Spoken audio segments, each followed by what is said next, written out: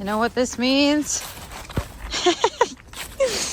It means that I have something to do, and I'm gonna spend some time here today, some much needed time, cutting back, cleaning up, and I have very exciting things happening for 2026. Well, they're happening now, but you actually won't see them until 2026.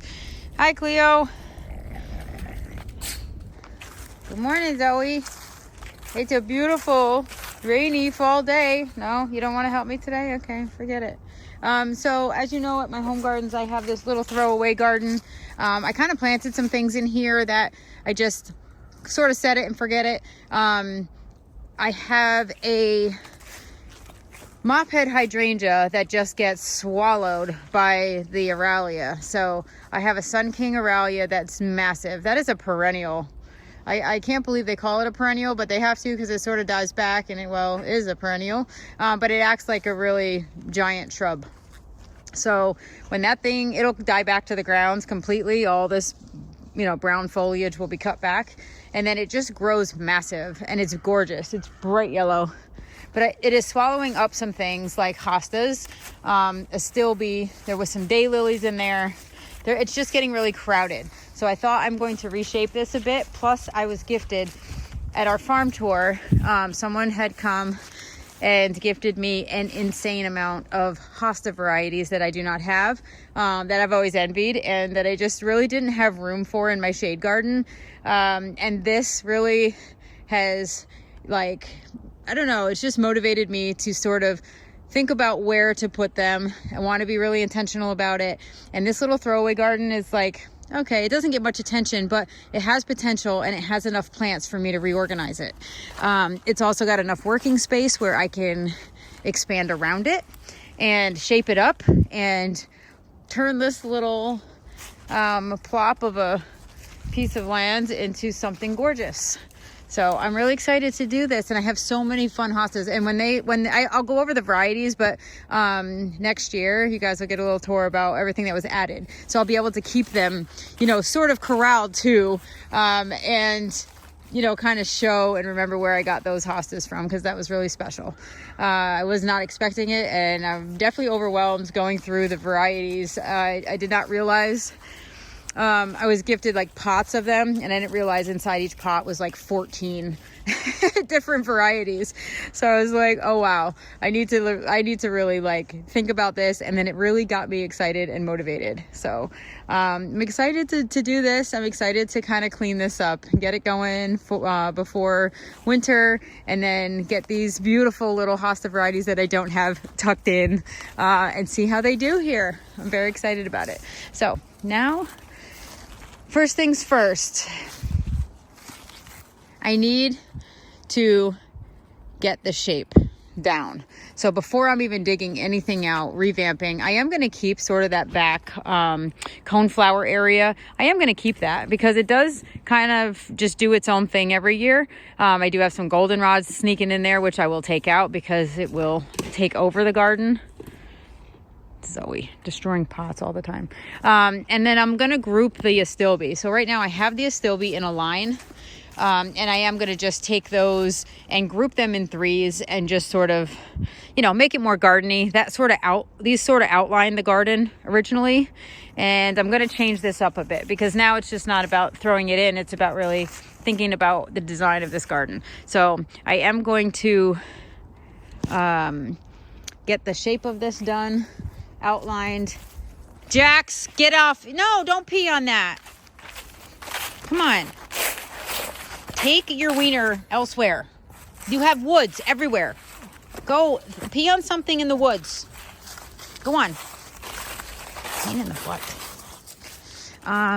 Yeah. So anyway, back to work. So I'm going to really kind of move the mophead hydrangea from in front, from getting smothered by the Aralia.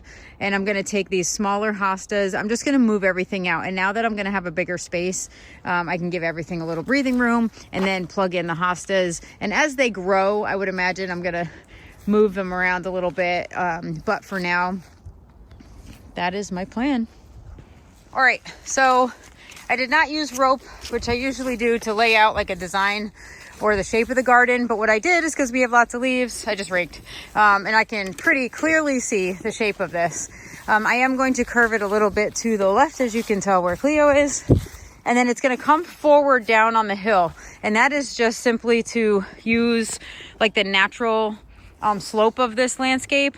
Much like I did in the larger shade garden, I'm going to use that downward slope and this curve to sort of just make it work for the land that I have. So this is a space that is coming down, and you can see it kind of does, it slopes down this hill like that. So that's what I also want to do with the corner. I want to just almost mimic and have it flow with the slope of the land. So I like that corner.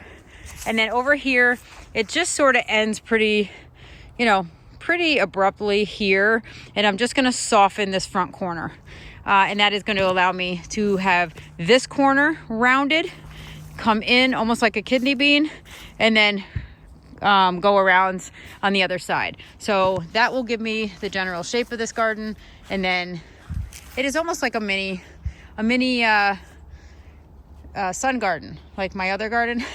It's almost shaping up a little bit like that, but you can tell that this curve and corner is going to be slightly smaller than this larger corner. So it's not going to be symmetrical. It's just going to work with the contour of the land. So that's what I'm going to do, and I think that is going to afford me enough space to kind of get in there and revamp things. Did you find a stick? Did you find a stick? Get your stick. That's a shovel. Get your stick. Where's the stick? Okay. I forgot. Pots are much more exciting.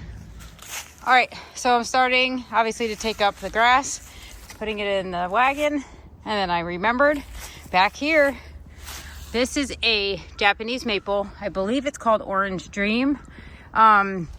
It's also been shaded for about, 3 years, at least, I would say. So I'm going to take that out and move it here because it's going to be a nice taller piece in the back. They take forever to grow, but let's give him a chance. He's obviously really wonky right now, but you know what? I'm going to appreciate the imperfect look of it. So I'm going to dig him out now while it's dormant and get him a little more space in this side of the garden. And I'm huffing and puffing because it is exhausting to take up sod. However, or grass, I should say. We don't really have sod. Same thing. But anyway, it is really wet. We've had actually a wet fall, go figure. So right now it's really easy for me to take up the grass and dig holes. So had this been a continuing drought, I would never be able to get in this. So I'm doing this. It's actually good timing. The ground is still warm and everything is starting to die back. It's gotten the Q. The daylight is getting less and less. So perfect time for moving things around. All right, take this guy. So here he is. And I'm probably chopping some roots off, but I am going to try to dig out and around as much as I can. Very easy to dig here. Actually, this will not take me long at all.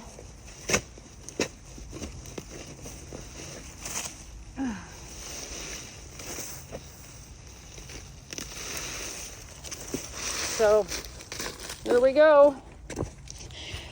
Now this long branch here was actually leaning way back because it was reaching for sunlight. I'm going to use that as the leader, which means I'm going to have a tree trunk that's leaning forward, but from the perspective that I'm looking at it, which is going to be from the house perspective, it's not going to matter. So I am going to sort of position this tall leader straight up and down, and I'm going to use it. That will give it some height, and hopefully the deer don't eat it over the winter. But I am leaning it forward when I plant it. So if I wasn't going to do that, I'd tilt it back here, and then it would kind of grow up like that, which I guess I could do, but I'm going to slightly move it, or just tilt it toward me, and actually it doesn't look half bad. I may snip off some branches to promote more of filler in here. So if I sort of snip this off here and just allow it you know, I may see what happens also for the next year, but all right. So that was an easy move. Look who showed up to bring the big guns. Taking Dad's place because he isn't feeling good. I know. Poor Brian. He had some, he went to the dentist to have something fixed, and then now he has a dry socket, and the dentist was not in on Friday, and he doesn't have an emergency service, and there's like no emergency services for dental stuff around here. So yeah, that is called dividing the shrub. Thank you, Blake. Oh no, that's stinging nettle and it just hit my chin. No, it might be, is it stinging nettle? It looks like it. Yeah, it could be. It could also be goldenrod, but it looks a little green. It didn't hurt my chin when it touched it. All right, good. At least not yet. But anyway, so we're gonna give this little or this big Aralia Sun King some more room. We're giving this guy, which is called Orange Dream, it's a Japanese maple, some room, and then Blake is actually gonna get me about 3 new shrubs from one of the hydrangeas. Same thing. Yeah. So I might have this full before I even start, but we can always plug the hostas in around. That's the good thing about hostas. You got buds about to flower. So that is not going to flower. These are buds for next year. So if you look, these on mophead hydrangeas, what you want, a lot of these bloom on old wood, and that means the old wood is what is creating the buds on existing branches for next year. So these are actually waiting through winter. They generally make it till about March, and then they start to swell because we'll have a warm up. And unfortunately, they tend to die back in late freezes here. So we don't get reliable bloom. What about these branches that look dead and they don't have buds on them? Yeah, that's probably just from me neglecting to cut it back. So we could probably cut that back. Yeah, that looks pretty dead. They may break off, but we'll be gentle with it. And then we're gonna dig some holes and put these guys in, and maybe, I don't know, maybe we'll find some other spots to bring them. Use 2 hands at the bottom. If you pull the roots, Blake, instead of those, pull by the roots on the bottom, you'll probably be able to pull them off in sections. Nope, put your hands right down in the dirt. I can't when there's things in the way. Yeah. Yeah, that's actually a weed anyway, with lots of runners. And now it'll be a weed in that garden. You grab the roots underneath and just pull. There you go. See, so there's another one. 2. Yep, see how much easier that is? And then you don't risk breaking the buds off. Is this a fern? No, that's a goldenrod. Oh, so it wasn't stinging nettle. No, and I can tell by the shape of it that it's actually... Same thing as that. Yeah, pretty much. All right, so you'll get the rest of those out, and I'm going to continue to edge this up. Where are these going? I don't know yet. Okay. All right, so it took us about 2 hours with 2 people to get all of these little pink tags in, which are essentially roots. Hey, Cleo.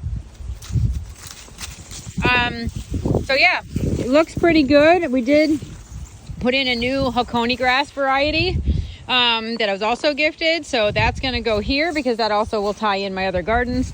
We have lots of those pink tags in there. Those are all hosta roots. We'll see how my placement was. I'm not sure entirely what some of these are, and I didn't have time to look them up. But I think I spaced them out good enough where I'll be able to see what they look like, how big they're going to get, and then decide if they need to be moved at some point down the road. But we did regroup our astilbes. I have more astilbes here. Added some hostas back here. I didn't get to this corner, but I have to go lay some fabric for 2 more rows of peonies at the farm because it is crunch time. So little by little, I'm just happy I got those roots in the ground. And it's a start. And plus this garden it'll shape up nice. It's a nice little visual now from the patio. It's not that far away, and it's starting to curve in toward the patio. So visually, it'll be just another little garden room outside at our lovely abode. So that's that. Okay, so you know what happens when I get an idea in my brain? I usually start doing it, and I am 75% done. And I know my husband is going to want me to have at least documented some of this. So I had a few, maybe 20 or so hyssop. This is the native hyssop. left over in pots. We actually sold quite a few of these at the farm stand this year, but I do have some left over, and they're kind of stressing in the pots, starting to die back. So I am going to put them here because you can use them as cut flowers. The bees also love them. So another way to support pollinator habitat and just kind of give them some healthy stuff that they want during the summer. These get pretty tall, so I think it'll make quite a statement, and it's okay that they're at the top of the hill because this whole thing is slanting, and with the slope of the sun, or the arc of the sun, they're not going to shade. By the time these guys, which are lilies, that top row, by the time the lilies are done blooming, it won't really matter. So these guys get pretty tall, 4 feet, I would say, maybe taller. We'll see how they react here. These are the same ones that I put by the barn when we did that garden, and I have a nice little head to those. So, and if I ever want to dig these up and move them to put them in gardens around here, I can. But for now, we're going to overwinter them in the ground and use them as some cut flowers. I didn't really do that this year because they were young, but they have definitely grown up, and I think they will appreciate being in sort of a permanent home. So that's what I'm planning here. And this row was wide open. This is where we had the snapdragons, and I never really put anything else in them. But this also is great because this whole section is perennials. So we have Asiatic lilies, and then we'll have the hyssop. We have that next row, doesn't look like there's much in there.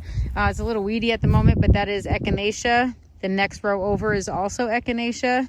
And then we have iris, and then there's 3 rows available down there. So we'll see what else goes in here. I do have some perennials coming in the spring, so those will continue this row. But I really am starting to enjoy the fact that I'm laying this out right. Like, I feel like my gardens and my rows are kind of sectioned off, and they're kind of organized. So it was a little haphazard the way I planted in, like, when we first got the farm, because we didn't have all this space back here. Like, this is such nice property to grow on. And so now that we've expanded and I'm able to, you know, make a row whenever I want with my good old trusty tractor, it's a little bit easier now to sort of say, okay, let's get these organized. Let's put the perennials together. Let's group things that should go together, get my shrubs in rows that belong together. And so I have a section of perennials back here, and I'm thrilled. Actually, a couple of sections of perennials, because I have my roses and my shrubs in the other section. So I'm really excited how this is shaping up. I'm excited that my peonies are going in. I'm excited about everything. Anyway, I am enjoying the cooler weather. I go between like feeling super cold, and then I start digging, and I'm fine because now my jacket's off. So all right, let's see what else I can get into. Okay, some more additional fall planting progress. I've made a couple more rows, just 2 more rows for peonies that are coming this week. I ordered these from Mountain Flower Farm. They are in Vermont, so similar conditions to what we grow in. And yeah, so those top 3 rows are in. And I did try to make a mess and dig out that stump. I did not have success. My tractor is a little small, and I don't really have the right, attachment to dig. So my bucket did what it could do. I did make a hole. We did expose the roots, but I have to wait for Brian and probably a chain and a truck. So I'm going to leave that row for now, although I'm sure that row will end up being peonies in the near future. But I have created 2 more rows for about 60, 120. So about another 100 peonies are going in. So we should not have a shortage of peonies 3 years down the road. And peonies for us are quite profitable in our area, especially for weddings and just the love of peonies. Everyone here loves peonies, and although you can get certain varieties and some are pretty common, there are some special varieties that we're choosing to grow. So I'm focusing this round on primarily fragrant, excellent cut flower peonies. And yeah, so I'm excited because this is pretty much the only peony investment I'm doing, like, ever. So that was exciting. I love peonies. They are a great spring flower. They're great for wedding work also. And I have some bright colored peonies in there just so I can do market bouquets at the farm stand. And yeah, I just love them. Everyone loves them. All right, final day of peony planting. I wouldn't say final day. Maybe. Well, close. We're close to being done. So we do have some rows prepped and holes burned. I divided up a beautiful Ito peony or intersectional peony, and I got 3 sections out of it. This one is first arrival. It's a lilac one, and I brought it here just to have it do amazing things and to be able to multiply it. So but yeah, so we're gonna get the rest of these peonies in. We have some white, some coral, and some pink, and a few red from the high tunnel that we had left over from this year that I'd potted up. So let's do it. All right, everybody, it's gorgeous out. I can't believe that I'm actually going to start digging dahlias in beautiful sunshine, but I am. I have my truck loaded up with crates to begin with, and I'm going to try to dig and divide 1 row at a time and hopefully not be stuck in my garage freezing over the winter dividing. So I am excited to see what kind of tuber growth I had this year. I am starting with my high-end dahlias first, so all of my KAs, my Bloomquist, my European varieties, they are coming out first. So we're going to tackle a KA row that has Cinder Rose, Khaleesi, Penny Lane, Mocha Jake, Mocha Joe, Blood Orange, Bella Luna, all of like really stellar varieties that I absolutely love this year. They did great. So I am going to begin my dig today. It is just past November 1st. So yeah, and then I'm going to time myself to see how many rows I can get done, and then how long it takes me to divide. And of course, that's going to really depend on how many tubers the plant created. And then I'm going to label, put them in my garage to air dry at 45 degrees for a few days. It probably will take 2 to 3 days until they're dry enough to put into a storage medium. And before that, we would obviously label each tuber, because trust me, that's just how we have to do it. I don't want to do a whole bin with, you know, a label on it, because if the bin falls over or something happens, I just feel way better when each tuber is individually labeled. And that's how they will come also for my sale. We have opened up the Dahlia tuber sale. I shouldn't say we have opened it up. We announced that it will be on February 28th. If I can get these dug and divided, and I can get my numbers like sort of nailed down for next year, I'm going to try to open the sale up sooner. And of course, we will only ship in the spring when weather is warm enough. And because we've shipped to lower states where it's warmer, and then also New York, you will be able to pick up at the farm this year. You will be able to choose late March, April shipping if you're in a warmer zone, and you will be able to choose May as a shipping date. So I hope that is all helpful, but now I'm excited to see what these rows hold. So we're starting at the bottom, and I'm just gonna start going. So each of these is labeled and ready to go.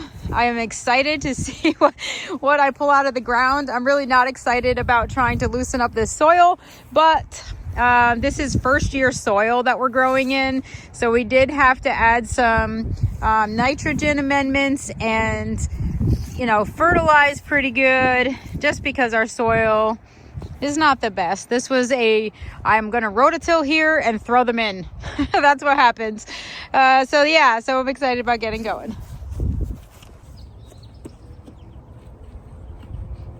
We've had so much rain that these posts are actually loose, which is surprising, because I needed my tractor to pull them out last time. And either that or I got way stronger, which I do not think is the case, but you never know. Woo. Drop my marker. Wow.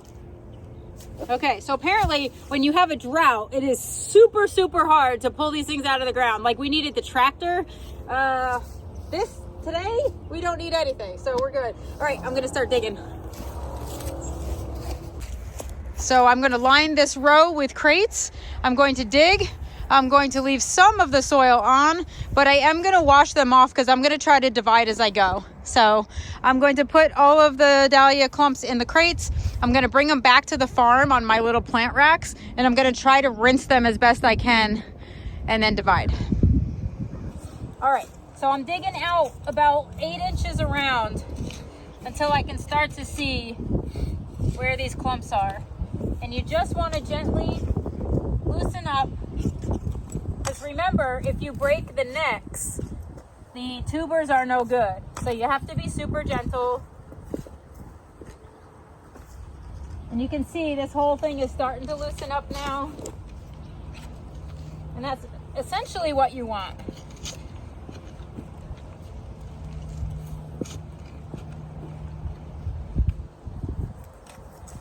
Now my cinder rose were planted from tubers.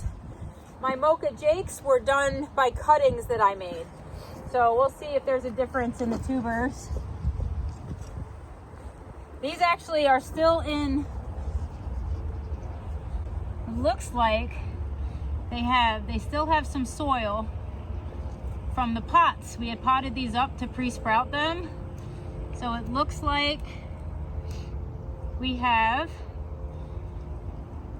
still a similar shape to the pot they were in when we planted them, which could happen. But it looks like we have some tubers. So this I'm actually not going to rough up until I get it back to my station.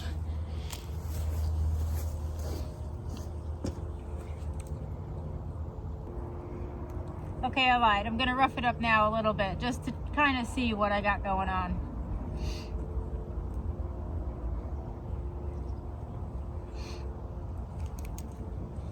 I also want to leave a lot of the best soil, because this I potted up with really high-end potting soil. I want to leave as much as that in the rows that I can. It just helps amend my soil for the next thing I plant here. So it looks pretty good. We do have a good clump. Looks pretty darn promising.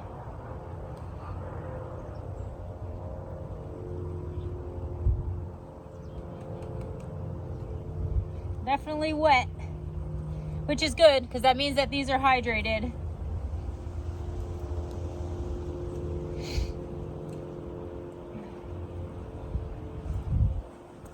But you can tell, so this is the clump.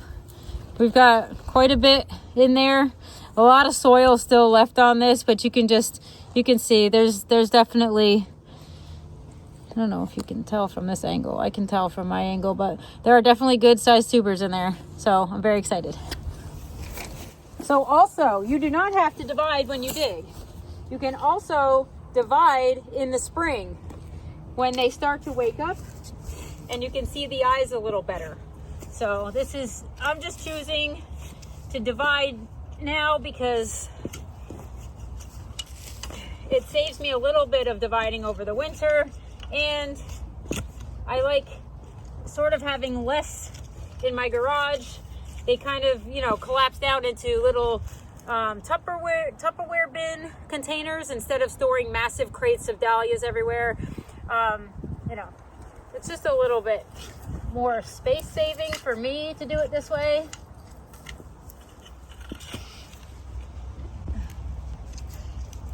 These are all still in this shape of the pots, which is kind of funny.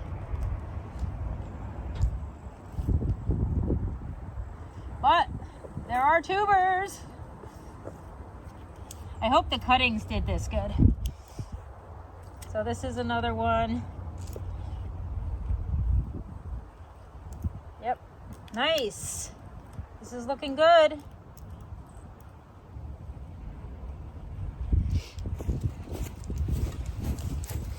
So there's some tubers there, and they're all I still got to clean these up, but you can tell there's definitely tubers in here.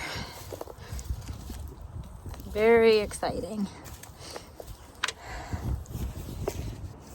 Now, once I'm done digging this row, I'm also, because it's going to be bare soil, I'm going to try to cover crop this and get a little bit of growth before it really freezes. I might be able to get a little bit of growth in here just to cover the soil and also to put more nutrients back in it next year. Nice. So you can see, here's another one. Tubers around. So looking promising. And this was, you know, Cinder Rose was one of my most productive and most asked for and most chosen at the farm stand. So, you know, 3 down and 1,197 to go. Although not all of these are going to be as difficult. Some of them are going to be cuttings that don't really have any tubers on them. I will make cuttings again from root balls that I dig up.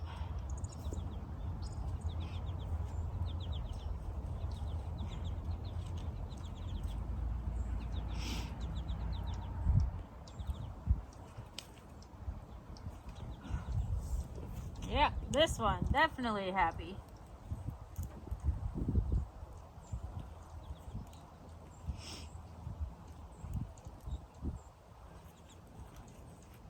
Again, I'm just trying to keep all of this soil into my rows as I can. All right, so I am done with a little more than half of a row digging. I mean, and ugh, it's disgusting. But I'm going to try to divide up the tubers and put the tubers into buckets that are labeled so that they can dry in my garage, which is around 45 degrees right now. And allowing them to dry at 45 degrees really does help them cure. It helps them not succumb to rot in storage.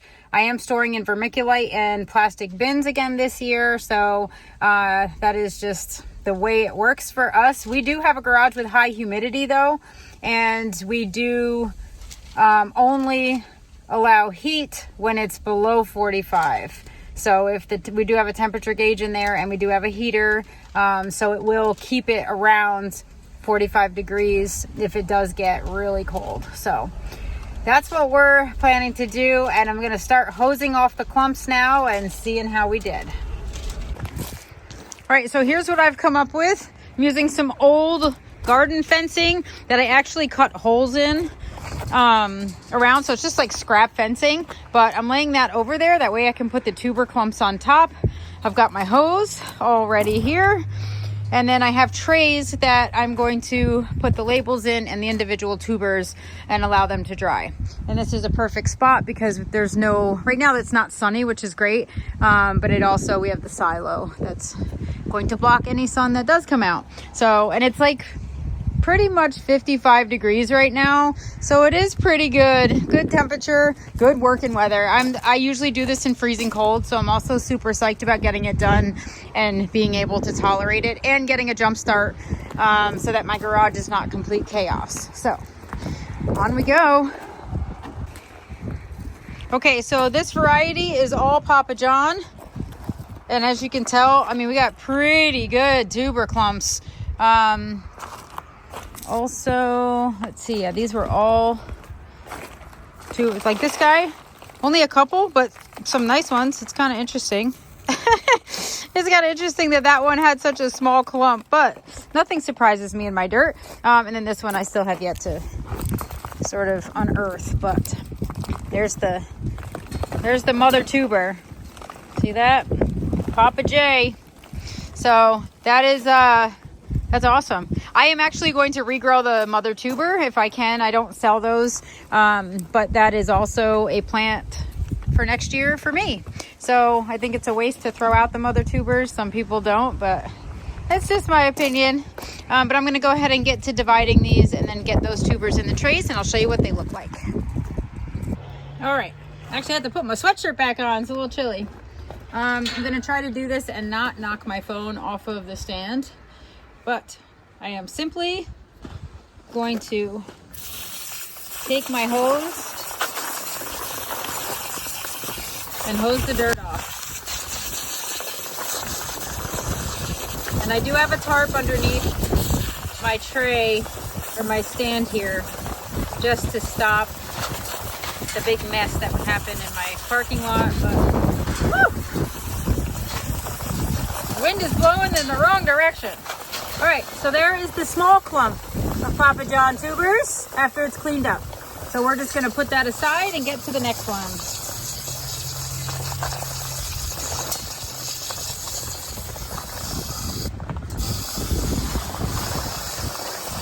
You know what? The wind's blowing and I am going to put my apron on or I'm going to be soaked. All right, so back to this. So I'm just using a regular hose. This actually has an adjustment on it where you can adjust how much come out. But I like that it allows, it's got some power to it. So it kind of cleans in between all of these little crevices.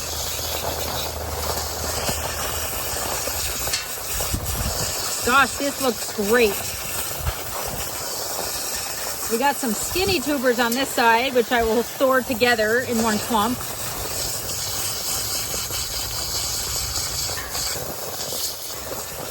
All right, so there's our next Papa John clump. You can see on this side, there's some skinny tubers there.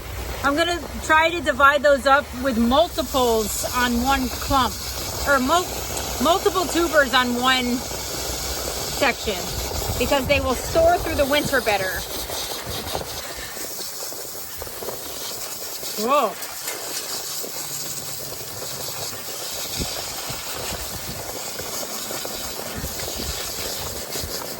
And here comes Brian. Maybe he's gonna help me or holler at me for making a mess in the parking lot. And there's the mother tuber. You can tell the dark skin and it's labeled.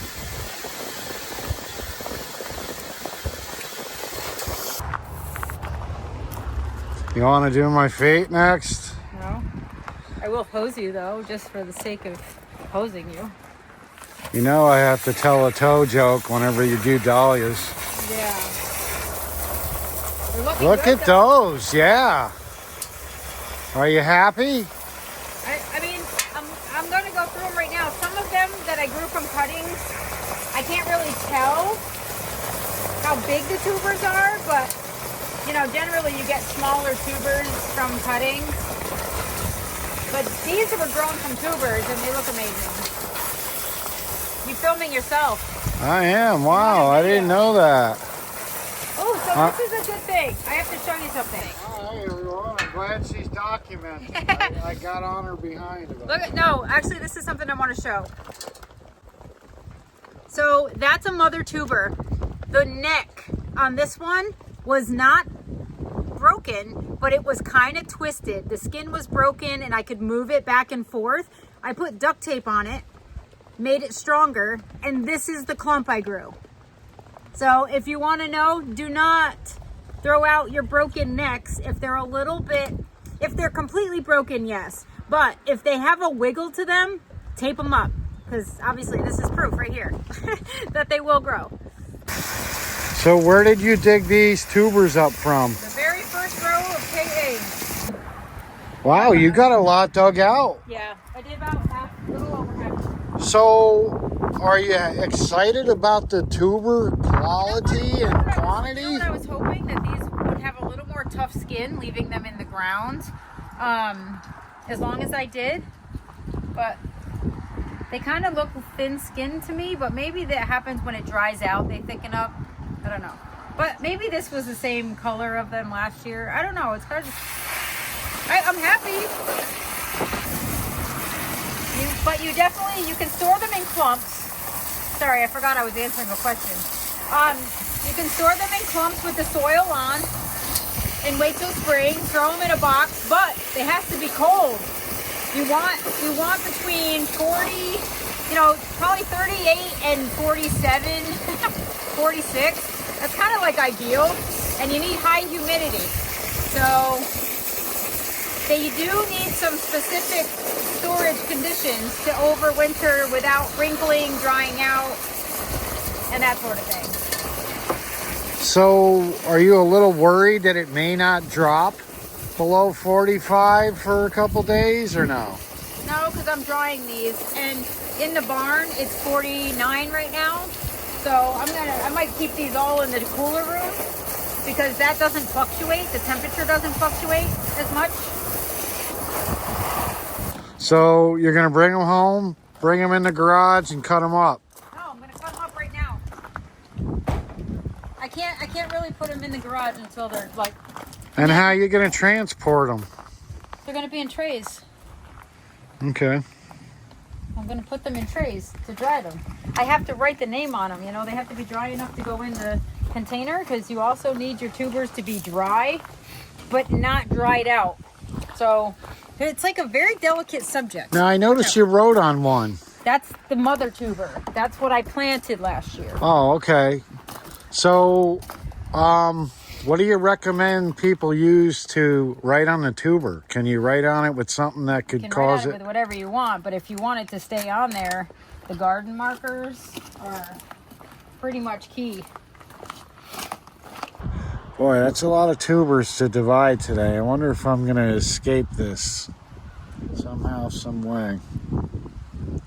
But she looks content and happy, and you know what? That's what I've learned is don't offer help in the beginning. Let her do it herself. Because, you know, you're going to get some stuff knocked off your plate. And then she'll appreciate when you come and you help her. So that's just a little husband tip there from me.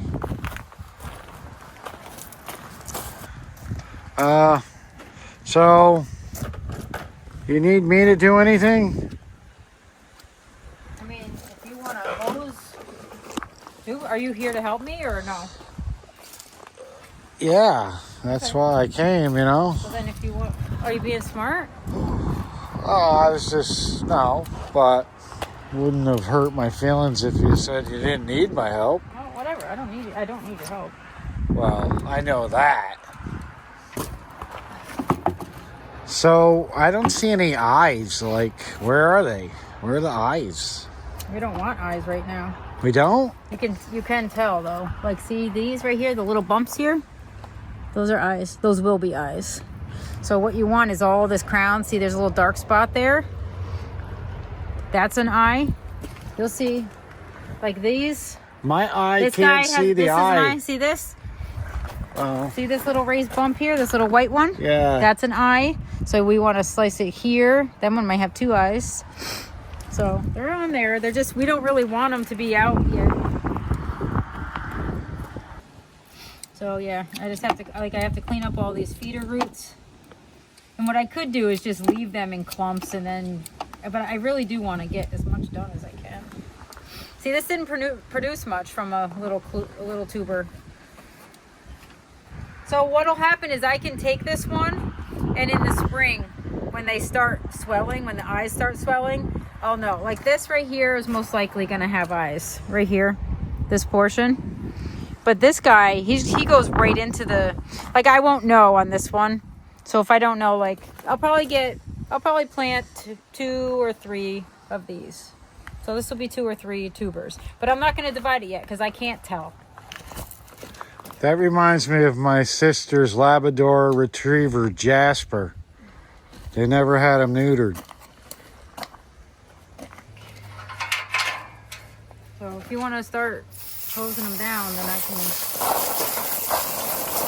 But you got to get all the same varieties out. Oh, and Papa John. I think I have a sheet here. So I have 1, 2, 3, 4, 5, 6 clumps, and I'm going to put the number of tubers that I'm getting out of each clump, so that I kind of know an average. I'm being much more data savvy this year. Until the hose blows the water all over the place. Oh! I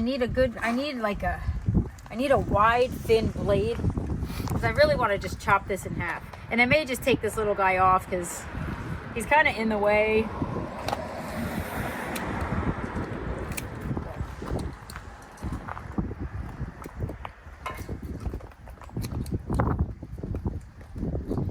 You got to be gentle with those. Well, if you break the eye, if you break the neck, you want to just bend the neck if you're going to do anything to it. But if you break it, it's no good.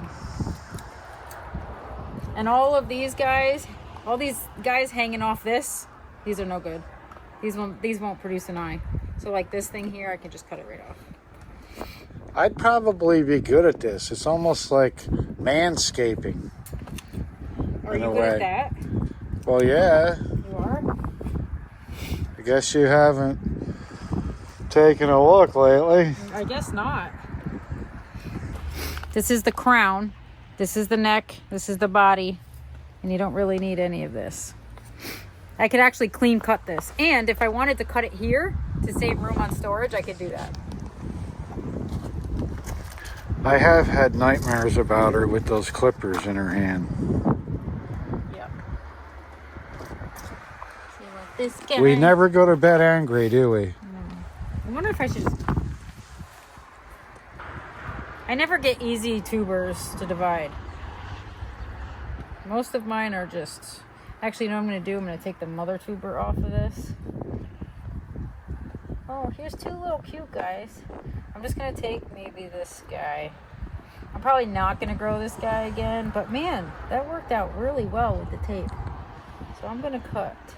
This reminds me of the time I was at the shopping mall and I decided to have a manicure. All right, I already know you're lying. It's a good thing I only know English. I'm not exactly sure what she was saying, but I know there was a lot of laughing behind the doorway. She never did come back. It was kind of awkward walking through the mall with bare feet. Oh.